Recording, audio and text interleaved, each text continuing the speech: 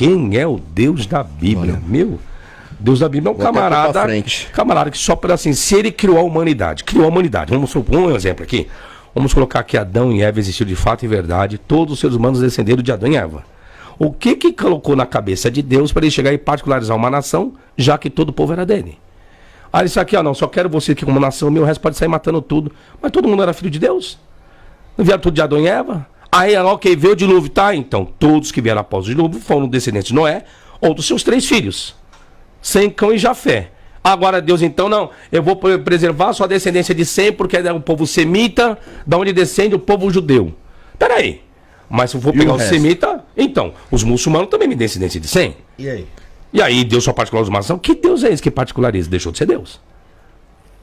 Aí vem escrito, Deus amou o mundo de tal maneira que deu o seu Filho unigênito, para que todo aquele que nele crê não pereça, mas tenha vida eterna. Para que mundo é esse que Deus amou? O mundo, humanidade, não. Deus amou o mundo, o povo judeu. Porque Jesus veio para quem? Para os judeus.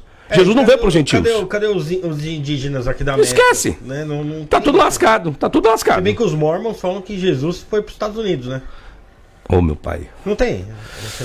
Não, foi até para a Índia. Jesus foi para a Índia, isso do budismo, junto com Siddhartha Gautama. O pessoal fala demais, pelo amor de Deus. Por isso que eu falo. Quando você começa a dizer astrologia, e tem gente que acredita. Eu não lido com isso, eu não lido com fé, por mais que eu tenha. Não lido com crença, nem com o que eu acho. Ou tem fundamento ou não tem fundamento. Se tem fundamento, beleza. Vamos discutir o fundamento. Não havendo fundamento, cada um fica a sua fé e crença. Não vou abrir esse mérito para isso. Muitos anos lendo a Bíblia, eu pego hoje, cara, muita coisa que naquela época eu li, eu falava assim, mano, como é que eu achava que isso podia ser verdade, né? Porque a gente pega, por exemplo, a passagem, a criação da Páscoa, né, na passagem do anjo da morte. Sim. Aí você fala, mano, que o anjo da morte matou todos os primogênitos. Sim. E aí se interpreta, se prega como se tivesse matado só as crianças, né? Mas não, primogênito é o primeiro filho. Primeiro filho. Então, imagina a caralhada de vagabundo que morreu ali, mano. Justo. E você quer ver? Pra piorar ainda? Vamos lá? Eu tenho um vídeo chamado assim, A Desgraça no Nascimento de Jesus. A desgraça existiu. Quer ver? Quando Jesus nasce, Herodes procura fazer o quê? Matar todas as crianças que tinham 2 anos para baixo. Ou menos. Aí vem um anjo aparece para Maria, para José em sonho, dizendo, desce para o Egito, que Herodes vai matar a criança, que é Jesus. Por que o anjo, Deus, não enviou um anjo para avisar todos os outros povos de Israel, que tinham surgido na mesma idade de Jesus, para preservar as outras crianças? Que Deus é esse? Então Deus só se preocupou em preservar a vida de Jesus. E o resto dele, não sei o quê? Só o meu filho. O resto matou tudo? Aí eu lhe pergunto. Então Deus do Antigo continua sendo Deus do Novo. Isso está na Bíblia. E se Deus é onisciente, ele sabia o que ia acontecer, né? Ele sim enviou um anjo em sonho. Para não podia haver um anjo em sonho para todas as pessoas descer para o Egito, que tinham crianças de abaixo de 2 anos? Não, e Deus fez isso? E ele sendo onipresente, então, ele não estaria em todos os lugares ao mesmo tempo, não poderia ter... E ele não podia fazer isso? Ele fez? Tem um lance na Bíblia que depois que o pastor veio aqui, eu fui dar uma olhada para ver se ele não Qual estava deles? bobagem. O pastor César. Que sobre Deus ter se arrependido de ter criado seres humanos, que estaria em Gênesis. Né? Pô, mas se ele é onisciente, ele já sabia que daria ia dar merda. Né? Por que se arrependeu? Então, são figuras, chama-se antropopatismo, é o nome da figura de linguagem que se dá. Você tem antropomorfismo, quando se atribui figuras humanas a uma divindade, e antropopatismo, quando se atribui sentimentos. Quando você fala, Deus tem amor. Não, isso é o que nós atribuímos. Deus não tem amor. Deus, ele é amor. Ele é amor. Deus é a justiça. Então, é o que nós atribuímos. Só que ninguém conhece Deus. Ninguém nunca viu Deus. São nós que criamos essa linguagem. Moisés viu as costas. Nunca, isso aí também não existe.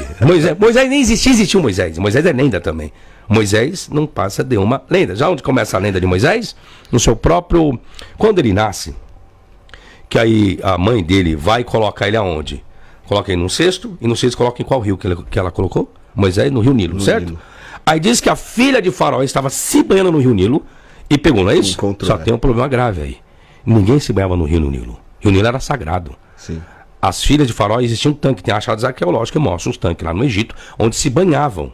Era dentro do palácio. Então você já tem um problema aí textual, que contrai achados arqueológicos. Então quem está certo? A arqueologia ou o relato bíblico? Não, o relato bíblico é falso. A arqueologia é verdadeira. Então você já vê a lenda de Moisés sendo construída, que alguns dizem que era a figura de Sargão, que existiu bem anteriormente, que é quase o mesmo retrato de Moisés, ou Moisés seria a réplica, né? A invenção de Sargão. Então você vê muitas construções mirabolantes tentando validar um relato histórico, um relato bíblico. E Deus não é diferente. Então quando você fala que Deus se arrependeu, é justamente a criação do escritor na narrativa para chegar no clímax do qual ele quer chegar dentro da narrativa. Pô, Deus é aquele que é onisciente, criou o homem, criou a mulher, criou os filhos. Aí o homem foi e errou. E tem um problema grave nesse relato bíblico aí. Porque parece que a serpente sabia mais do que Deus. A serpente chega e fala, não, Deus sabe que no dia que vocês comeres, se abrirão os vossos olhos e sereis como Deus. Ok? Ok. O que é que Deus fala? Eita, o homem se tornou como um de nós, sabendo bem e o mal. E foi justamente o que a serpente falou. A serpente mentiu? Não, a serpente não mentiu. A serpente falou a verdade. E Deus redaçou lá embaixo. E é verdade. O que tem que fazer agora? Tem que expulsar o homem. Tira ele aqui do jardim, coloca uma espada flamejante aí, um querubim aí, acabou. Peraí, você vê que a construção, não existe lógica nisso. Aí vem a pergunta, mas em qual momento a serpente ouviu esse diálogo com Adão? E tem um outro problema. Se Adão deu nome a todos os animais, e Adão, quem chama a serpente de serpente, ainda diz que a serpente era a mais astuta que todas as animais que Deus criara no campo. Ué, se o escritor sabe disso, por que não matou a porra da serpente antes? Então, essa é a deixou a bicha viva pra fuder com a porra toda? Essa é a pergunta. Ah, pelo amor de Deus. Né? Você vê que isso é a imaginação, onde que o escritor quer chegar? Vamos lá. O escritor diz, vai colocar o escritor do Gênesis, os escritores do Gênesis, Deus cria o homem, cria a família. Aí vem a pergunta, por que Adão comeu do fruto? Olha o que está escrito na Bíblia, hein?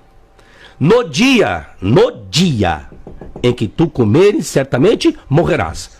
Não é depois não, é no dia, está escrito. No dia em que tu comeres, certamente morrerás. Adão morreu?